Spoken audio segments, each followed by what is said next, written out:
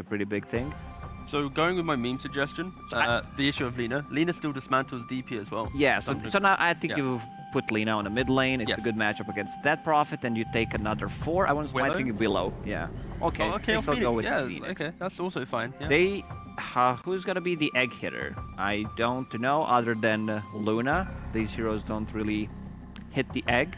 Luckily, they all do. They have 4 ranged heroes at least, so you're not going to have like an obvious egg hitter, be it like a Snapfire little Shredder or like a Mirana, but you have the natural kind of everyone just swarm into the area. You should be able to deal with it. This silence from that Prophet, very underrated spell overall against the Phoenix, against Ursa. Abaddon. Yeah, Abaddon as well that I mentioned. That's actually gonna be a lot of value from the spell.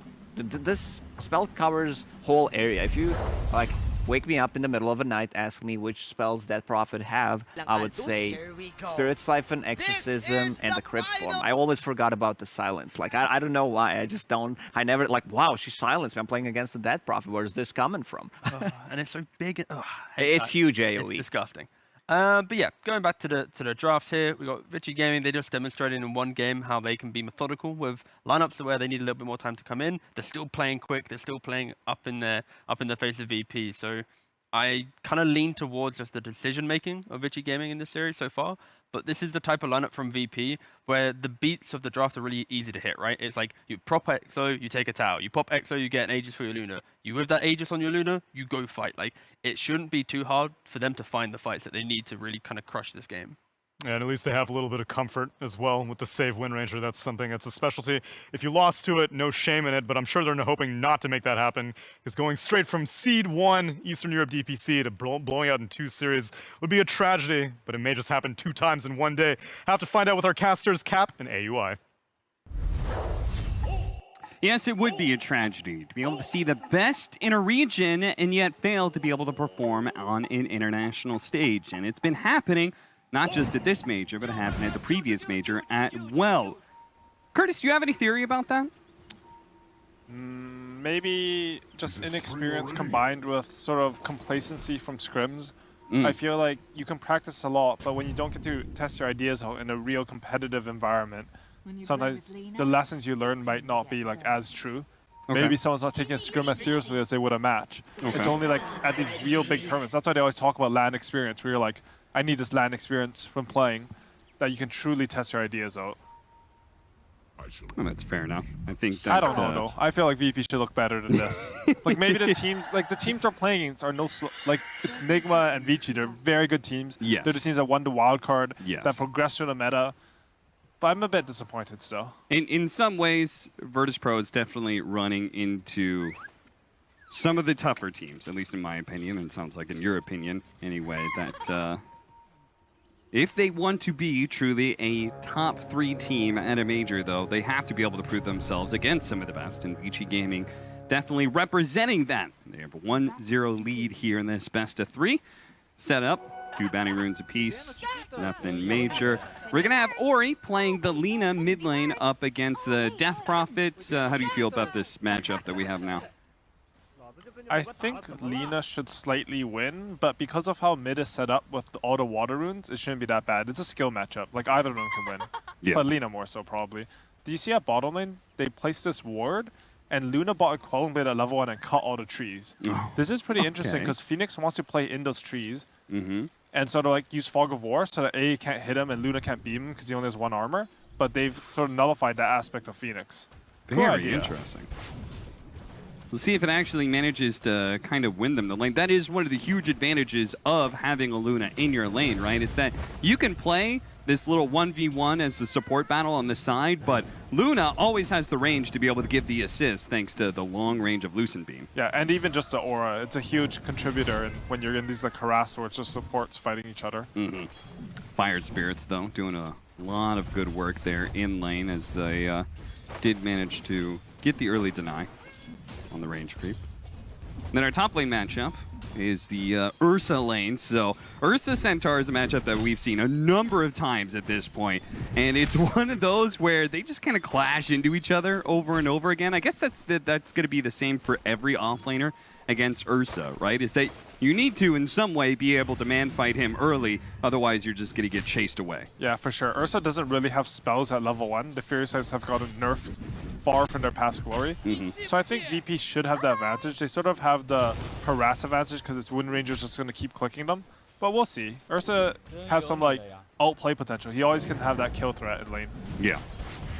One interesting note about this support duo for Vici Gaming, both Holy Locket heroes, right? So we might be seeing that item put into play once again. That has been a very good meta. And it was started in China by Aster Gaming, I think. You would have Lan with these Treant Protectors and Enchantresses. He didn't really do it this tournament, and as a result, I mean, Aster's already out, but surprised with that a bit. Yeah. Oh, no, that's, I think Tsunami said 2 times, so this would be the 3rd time, right? We had Aster, Alliance, and now potentially... The VP beat a lower... They beat Quincy Crew last major. That's true. So, yeah. But yeah, they did not live up to the expectations last major, and they're looking to prove all the haters wrong this year. Yep. Yeah, DP's actually doing pretty well mid. 13 CS. I mean, Lina has a couple of denies on her and 1 more creep alive, but fairly respectable. All right, so I have this saying that I always say about Ori in my cast. I want to see if you agree. I think that Ori is the most improved player going back to like when he was like 2017 Vici Gaming.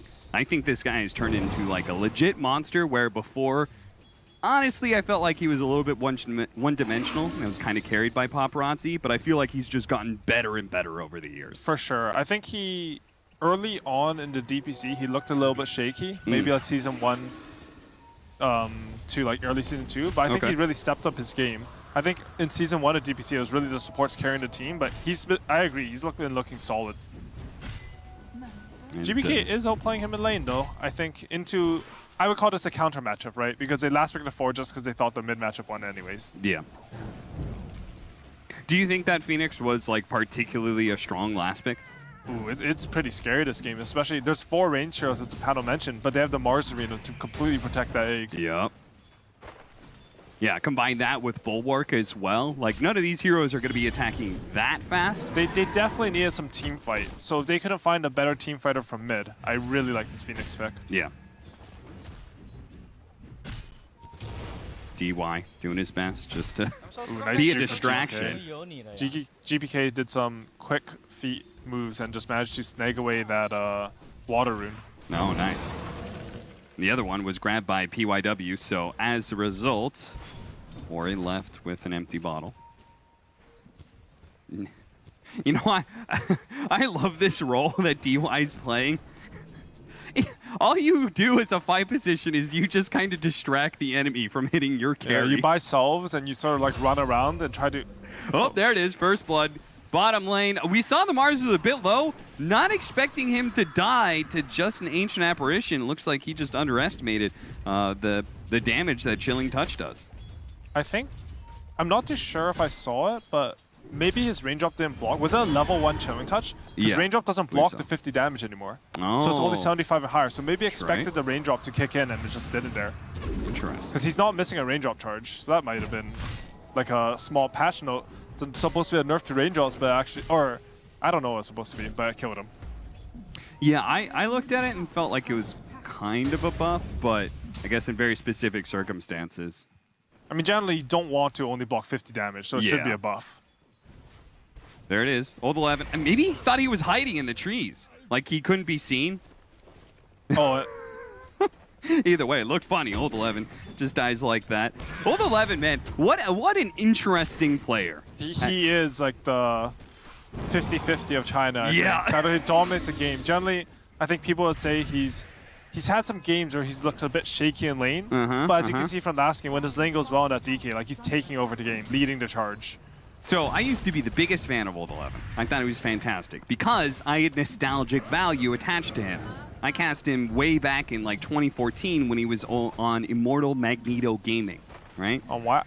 Yeah, that was a team name. That was a Chinese name. Immortal Magneto.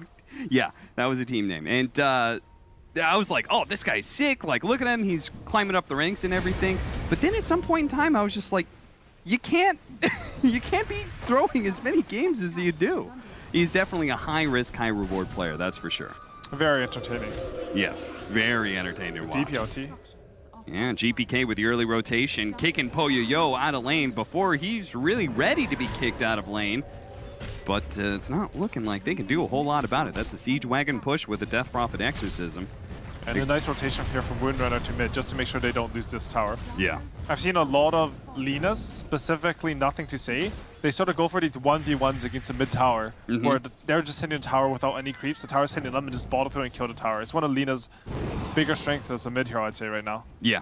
Yeah, absolutely. We've seen that from these Templar Assassins, Leshrax, Linas. Oh, Oda11's getting bullied, man. This A, he's level 5, he's just beating him. What's the skill build on this? A has 302 and Luna has 3 points in aura, so this A is hitting really hard. Oh, he's gonna hit him, that's it! Dead again! Sag. Kingslayer owning this lane. You mentioned it in game 1. You said this guy, like, they may have lost that last series, but he always does well in lane. He's probably one of like the best laners in pubs, at least, that I've played with. He always has an idea of like how he wants to play the lane, when he wants the support to leave, just very accurate with his reads on the lane. I think even versus Nigma, he won his lane really hard game 1. I can't remember what hero he played because my memory's awful, but he looked good in that until they lost to Nigma's aggression and grouping up. Yeah. Nigma just seemed to, I think it was like a rotation from Miracle or something, and then, you know. Yeah. Nigma just every single time, it was just Exo's up again. I'd like to see the center slide over to mid lane and for them to just take this tower together. Yeah, they're going to try and go for DY here. Goes for the DP out. Oh, barely gets a Crypt Swarm off in time. Was that an Arcane Rune Exorcism? I feel like that... It had to be, because this is up really quick. I think the first one's at 6 minutes, and it's supposed to be a 2.5 minute cooldown. Yeah, so they're... Yeah, so here comes the centaur. He's just sliding over. Okay. Come into Phoenix's DMs, and, you know, it's not a happy message. Hey, what's going on, man?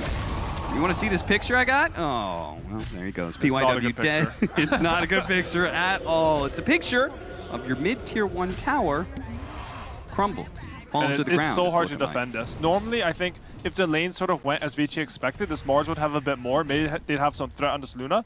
But because of how hard they won bot lane, it actually means that they can't put enough pressure on bot lane to defend mid, if that makes sense. Like, they would need to like make VP feel like they need to bring resources bottom, and then they can defend mid. Instead, they just take the mid tower for free. Yeah, I mean, Mars is a combo hero. Without his ultimate, he is significantly worse, but he died so many times in lane, just now picking up his level 6, but that is also the same time that Nightfall rotates out of the lane, starts playing jungle. Maybe Save will do the same thing where he did mid lane.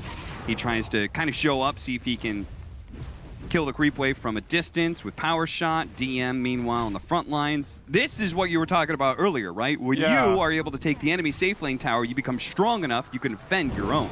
For sure. And I think Centaur's a bit of a forgotten hero at this tournament, but he was a classic Vanguard, take the tower, TP safe, and try to defend it. So you don't want to overcommit. If the enemy brings 5 heroes and you don't have the TPs ready, you know, maybe they deserve it. Maybe we'll just hold our jungle instead, as VP are doing. Yeah.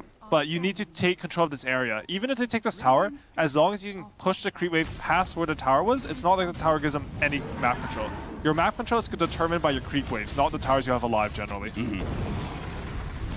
And Vici Gaming, knowing that they're going to need some map control here, taking this tower, shoving the creep wave into the tier 2, opens up the jungle a bit, but it does mean Virtus.pro, you can see, very spread out. They're literally farming 5 different areas of the map. Yeah, and DM, he just walks into the enemy triangle casually. There's this great ward placed by supports. Steals a mountain rune, steals a small camp. Always nice to see. Yeah, very good.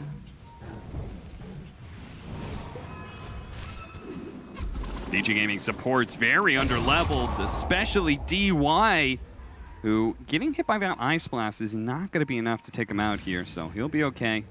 He's given the tome, so he'll start getting a little bit closer to his level 6. They do have a Phoenix 6 with a Mars Arena, so hypothetically, Echo's already up in 10 seconds, but hypothetically, they could still take a fight as long as they find the right goal. However, it's sort of hard to find that because Mars's game is not that good, and it's not looking to get better here. No, it's certainly not. DM moving over with GPK. Stampede going off. Old 11 not going to be able to get down the spear in time. Already copping a lot of damage. Maybe it's okay, actually. He pushes back the Death Prophet. Still, though, takes so much damage, he's got to head back to base. Meanwhile, DY dies in the bottom lane. Again, still not having his level 6, so no protection there. I love how split VP can play while still maintaining control of areas. Like they're showing their 2 and 3 at top lane, going for a kill. Meanwhile, their 3 heroes are grouped up in a jungle, And DY, you know, he's a smart player. He sees 2 heroes top. Oh, I can go in and ward, D-ward. Nope. Punish you immediately. Yeah, what did he run into that he died? It was just Probably Luna just farming the jungle? Honestly, at this point, like a Luna Beam plus AA spells, he'll just die. Yeah. It's a level 5 Abaddon. He does manage to refill his Lina's bottle, which is helpful. She has her Yule's timing, so that bottle refill might give him a little bit of a timing, but the moves aren't simple for Vici right now. It doesn't feel like you can just really go anywhere and arena someone. Ice Blast into Exorcism, so Virtus.pro can use this momentum to try and invade Vici Gaming even further. Now, PYW sitting on the high ground here, and he does have that Supernova ready to go, so Virtus.pro are going to respect that and just be happy with the fact that they are definitely out farming Vici Gaming right now. I'm honestly really impressed that Ursa is keeping this close in farm to Luna. I feel like usually I see Luna's pulling ahead. Okay. Maybe still it's gonna get that tower. Like Luna hasn't moved to the top side at all, which is usually where you farm faster, just so you can transfer to the Ancients in the lane. But yeah, no, Poyoyo, he's, I don't know how, he just has so much farm. He's playing really well. No deaths yet, even though his tower died. Yeah, he was a big reason why they were able to do so well last game was because of him being able to do really well against the Timbersaw in lane. The center did slightly win that lane, but just farm it up. Good smoke break. GPK is actually going to try and fight this one with a Stampede, but there goes the arena. Is it blocking out? It's not blocking out the shots. The Luna kills it. They managed to bring down the Phoenix. No explosion there, and the rest of Vici Gaming already dead, and the roars coming from the Virtus.pro side of the building. It's loud. They're feeling it right now. They were probably frustrated after that game 1, and there it is. They start tipping each other. They're feeling good about that. Yeah, really good catch from them. I got to commend Kingslayer there. Sorry, I was going to call him by his old name, Ilias. Yeah. It's very confusing. Dota players, stop changing your names. Thank you. When he broke that smoke, his reaction wasn't to run and be like, I'm dead. He instantly AALT'd 2 heroes.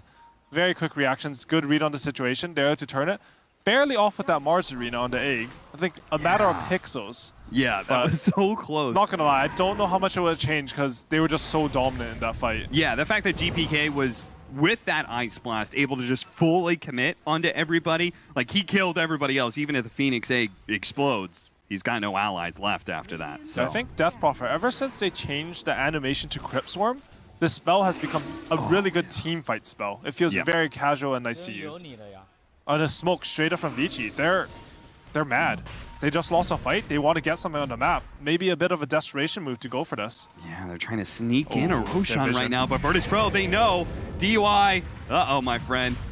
He's fine. Yeah. He's okay. Yeah. Maybe if he's okay being dead, then maybe he's fine, but he's going to be gone for 20 seconds. Roshan, okay with his death. Okay, going next with game. losing the game, going to a game 3. GPK with the Exorcism. Again.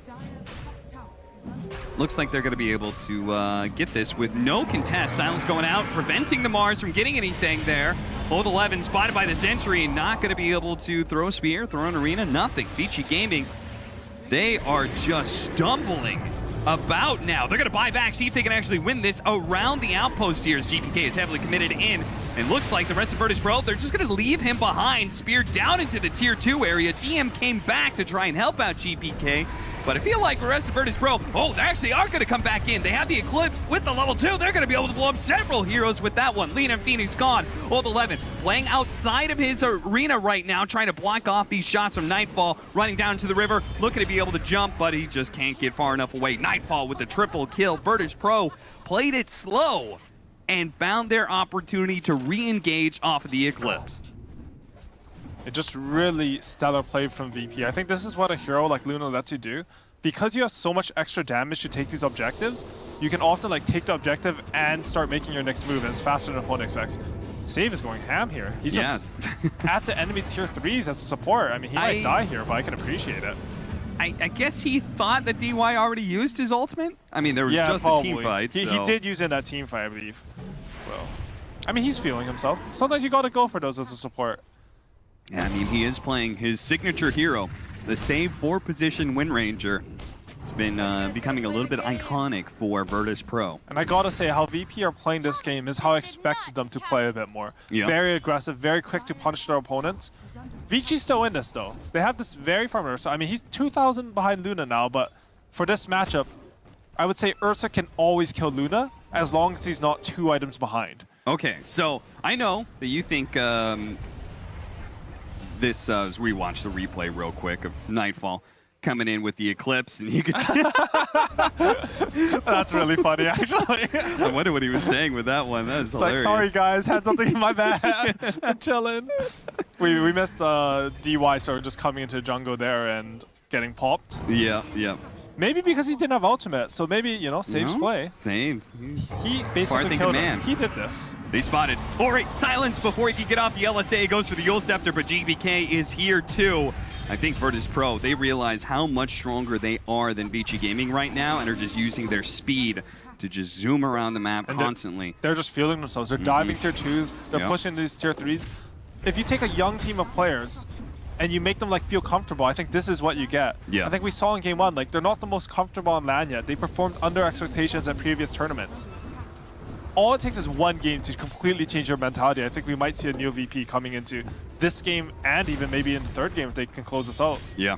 No, I 100% agree. I mean, the fact that they did have that very serious discussion after game 1 and then just came back, laughing a bit, having a good time in this game too, and currently wrecking Vici Gaming as they're up by 6,000 net worth before the 20-minute marker. Honestly, that clip of save was so funny. Like, imagine looking to my side and my teammates have their hands up their mouse and keyboard. Like, my bad, guy. Yeah, yeah. That's some good stuff right there. Grab the Invis rune, but oh, still gonna be caught. Sentries are available, it seems, constantly for Virtus.pro. But he managed to get outside of the range of the sentry and correctly read where Virtus.pro thought he was gonna go. At the same time, I already mentioned this, but Vici is in this. If they get a good Mars arena on top of the egg to protect it, sort of bait VP into a bad fight on top of that egg, I mean, you have Phoenix Mars. You can always win these fights, and Ursa can burst on down. That's what I wanted to talk about. I know you think that Luna is kind of an underrated hero right now. Maybe it's beginning a little bit more of its fan service. It should, but you think it's really strong, right? I do. Okay, and we felt like we were watching DPC, we'd see these Lunas and be like, oh god, another lost game. And part of the reason is his hero gets really strong, but it feels like one bad death and the game just kind of, it starts falling apart for you. For sure. I think Luna, she's a weird hero because she farms really fast, and you feel like a hero that farms that fast should be able to 1v5, but she's not a 1v5 hero.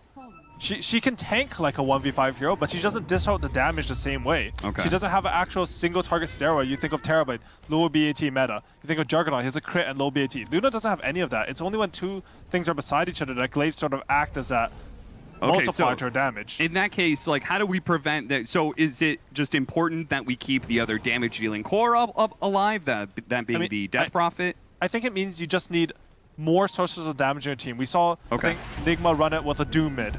Doom's gonna completely nullify the enemy carry.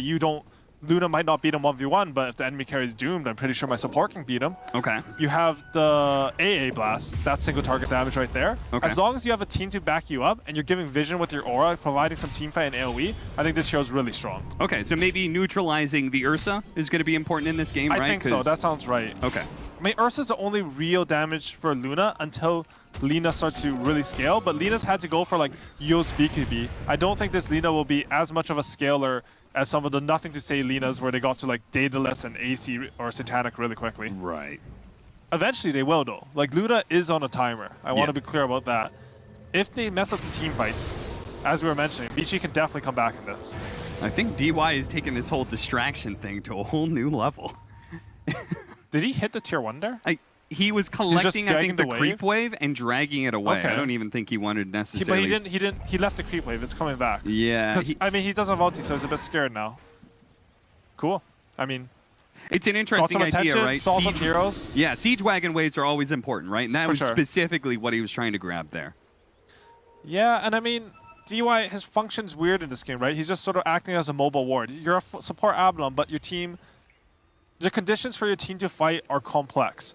So you can't just like run somewhere, tank a little bit, and start the fight right now. You need a proper setup.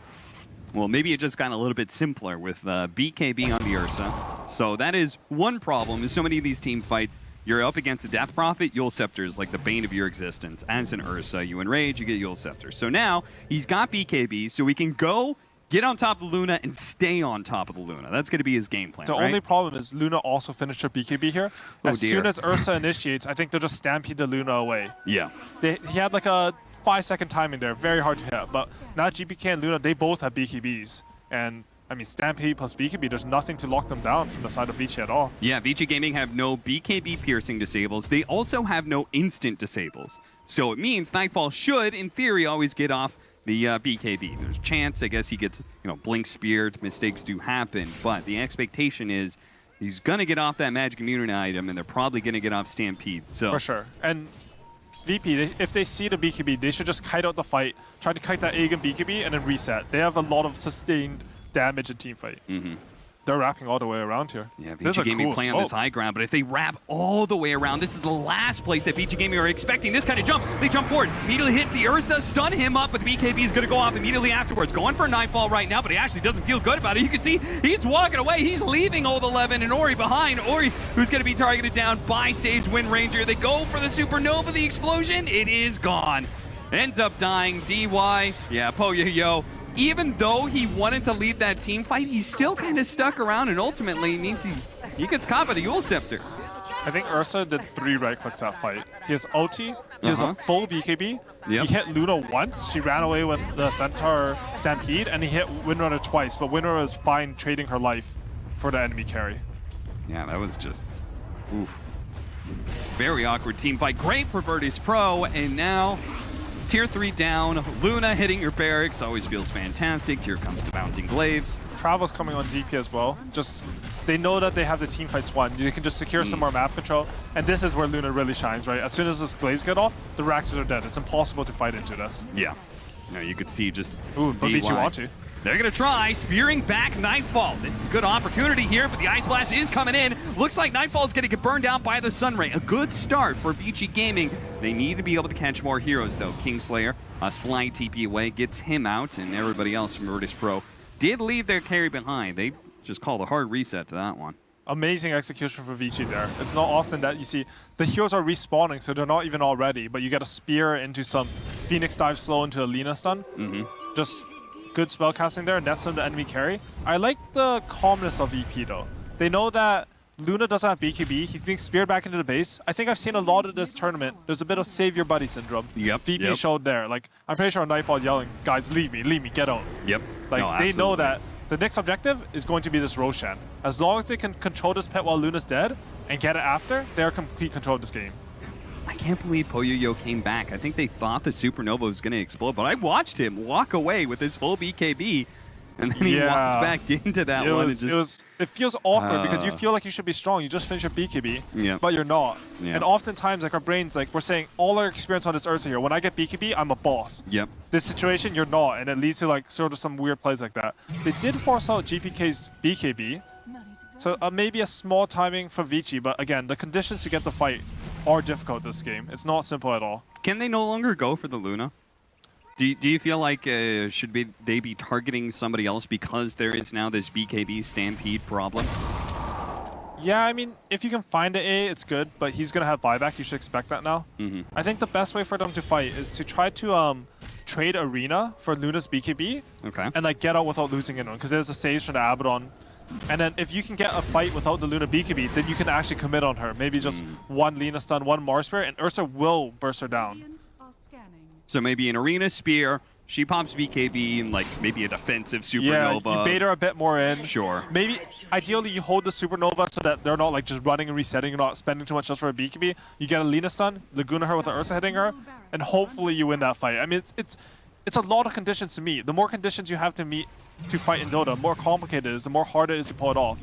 But I mean, that's why a big hard team game. fights like the Black Holes, Tidehunter, Ravages, right? Those are very simplified team fights. It makes it easy to see what you have to do to win the team fight. It's not simple to see for Vici how to win this team fight. They have to play this entire game and think of how to take these fights. It's really hard to do. Ice Blast spots two in the back line with a stomp coming out from DM, hits both of them. Supernova still goes off. It's on the high ground here. Can the Mars stop it? He was actually silenced for so long he couldn't get it off in time. No, the Supernova does explode. They couldn't get the last hit in, and now stuck inside the arena with a Sunray on the high ground. They are getting burned down. Ori popping the BKB, but he sees Save. Save, as a 4-position Wind Ranger, is going to chase this Lina away. But a nice spear back in by Old 11 finishes off that support. DM and Save are both dead. It's 3 of Virtus.pro staying alive. Vici Gaming losing nobody in that team fight. In fact, Kingslayer died, and he also bought back. So that was 3 for nothing.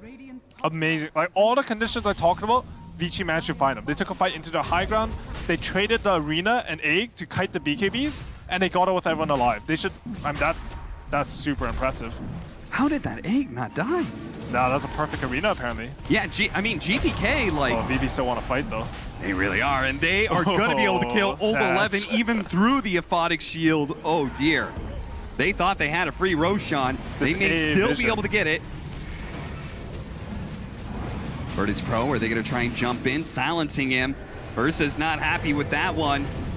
They're going to have to back out DM again with the 2-man stomp, but this time around the Phoenix will die. No Supernova to save you, sir.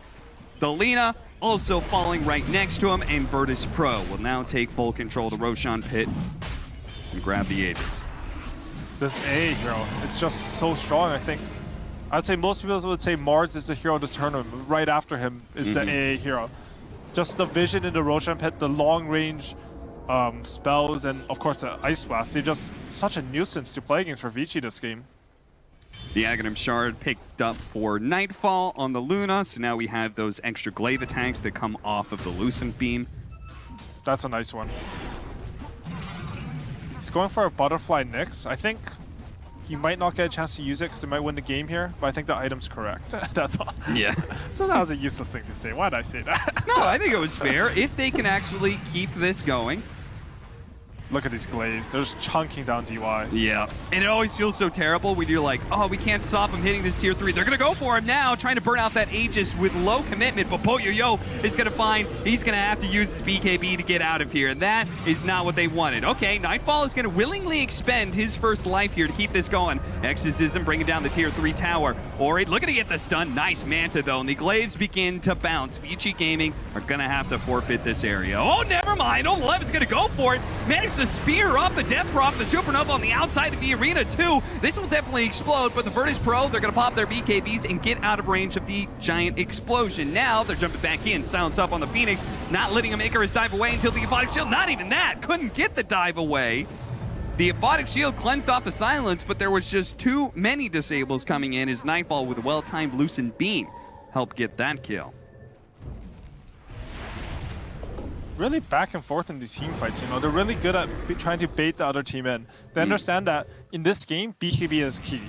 If you have BKB plus Centrality on the VP side, I think it's impossible to kill you. And Ursa needs to understand that he can only kill heroes during his BKB because there's just so much disable and slows coming out from that VP side. The one redeeming factor from Vici happening though is that Lina is building up that farm. He's getting close to that MKB. Okay. If Luna goes as he is going for that butterfly into the MKB, he might be the hero that kills Luna every fight. Then Ursa can sort of act as more of a distraction. You know, you can trade your BKB for the Lunas and not feel bad. Right. Vici Gaming. They still have their tier 2 up the bottom lane. They're going to have to fight hard to keep control of their triangle. Otherwise, they're just going to have to do a whole bunch of split pushing. Tier 1 even still up, actually. You could see Virtus.pro just calmly collecting more items. They've got their tier 3s to be able to farm out. They've got Shiva's almost done for the Death Prophet, so that is a huge amount of survivability against that Ursa in particular. I think right now they pretty much just want to wait for this Butterfly and Luna and then head towards bottom. I'm not sure if they feel like they need to wait for this Aegis just because there's so much time before that potential respawn. Yeah. And they have the items to win as soon as they get that Butterfly. It's just about whether they think they're strong enough to fight into like buybacks on the high ground and extra vision. It's a bit about risk, right? It's like, what are you risking if you go for that high ground? And if Roshan can't spawn while you're dead, then probably not that much. Maybe they'll get a tier 1 tower or something. I think that's definitely an accurate statement. Also, they still have this cheese, this DP. We've talked a lot about the Luna, but this DP is definitely a force to be reckoned with. He has BKB and Kaya Sanj. He's just incredibly hard to kill before he gets this cheese off. How much do you know about GPK? Because we had obviously heard that he was like the hottest player on the market at some point in time before Virtus.pro finally finally got their hands on him. Obviously, there was a bit of time where he was on Gambit and he was being held there. It just seems like he was very highly regarded. Why is that, do you think? I think it's just how he played in pubs. Everyone could see, like, it's not even just the rank you are, it's sort of how you're playing. Okay. He would carry games that shouldn't be carried. He's very aggressive. And of course, he had that stint where he's standing in for EG. He looked absolutely fantastic in that tournament. So, I mean, he's showing he deserves the accolades, right? He's been playing very well this game. I think controlling the entire game, taking top and mid tower, really set up his Luna for success in this game. It's it feels a little bit silly to say, but like he just looked like a game winner, right? He looked like somebody who changes the state of the game. And he's a player who can sort of carry a game and sort of do his role, which is like very good for a mid player to have. It's one of the best qualities. I mean, yeah, he's probably his most well-known hero is like Viper. You know, that's not like exactly a late game hard carry, but he's a beast on that. He's doing really good on the death. Probably managed to dodge the spear there. His ult 11 attempting an execution there. Great shackle going out. DY gonna pop his ultimate to remove that. Ice blast over the top is gonna hit Ori. But the problem is, Vici Gaming not losing any heroes to this. They still have to be able to fight for their barracks. The Supernova is gonna go down. That's gonna force Virtus.pro to back it up a little bit. The rest of Vici Gaming do get time to recenter themselves. Virtus.pro buy back on save. He's saying this is an opportunity in the game, and I mean the tier 3 is down. Once that Luna starts hitting the barracks, they should go for it. Ursa has no BQB, and they still have BQBs under 1 and 2. There goes the arena. Trying to go for the spear. BKB out from Nightfall. Turns around, hitting DY. At the same time, Poyo does manage to focus down DM. Damage really racking up. GPK, though, on the front line is going to pop the sheep. Great shackle out from Save. Beautiful initiation that catches 2 cores and pretty much ends the game right here. As you can see, Vici Gaming call it. And we are going to a game 3. I think, Curtis, both you and I are breathing a bit of a sigh of relief. We wanted to see Virtus.pro do something. We don't necessarily care if they go out in this series, but they need to be able to show that they are the hype. It's not flat, you know, there is something behind this team. And I think this game, it showed what they can do. You had Save on the signature Windrunner. You have Nightfall